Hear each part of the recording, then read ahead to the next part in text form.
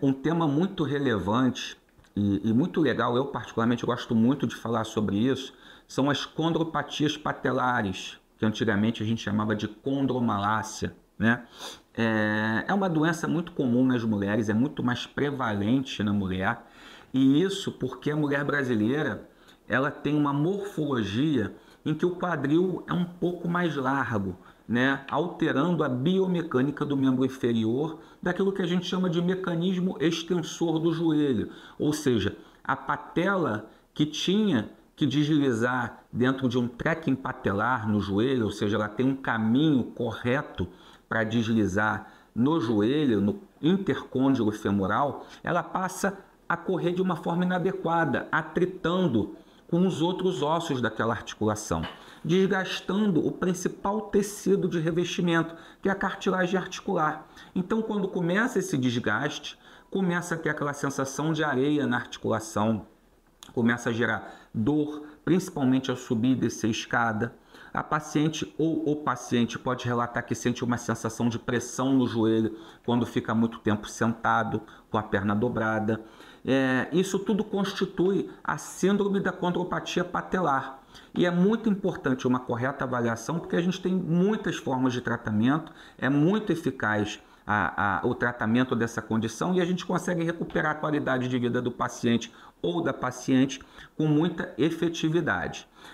Isso é muito diferente da fratura da patela. A fratura da patela, geralmente ela decorre de um trauma, o paciente cai ajoelhado, um trauma direto, e geralmente ela rompe no meio, fica um polo superior para cima, próximo ao quadríceps, e um polo inferior mais para baixo, próximo à tíbia, que é o osso da canela.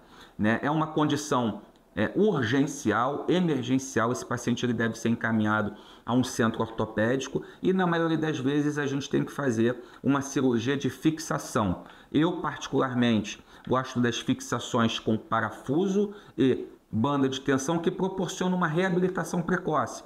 Hoje, uma fratura de patela bem conduzida proporciona um retorno do paciente às atividades diárias e atividades esportivas em um mês e meio. Então, os resultados funcionais, os resultados do tratamento dessa condição são muito bons e com excelentes score de funcionalidade após a reabilitação.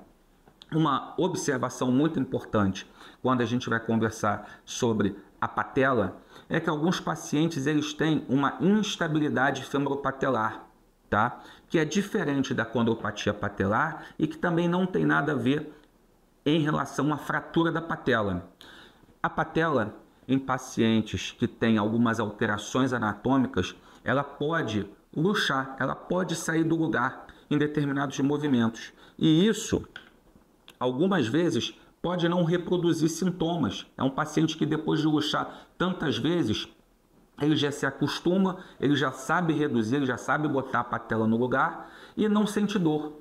Porém, esse paciente ele sempre precisa ser tratado de forma correta e por um especialista, porque no longo prazo essa patela instável vai evoluir com artrose e outras consequências e que o tratamento lá na frente, numa condição mais grave, vai ser muito mais difícil e com resultados muito piores. Então, como em qualquer parte da medicina, como em qualquer especialidade, o diagnóstico preciso e precoce e a implementação de um tratamento adequado é a melhor coisa a se fazer em qualquer paciente que tenha algum problema no joelho.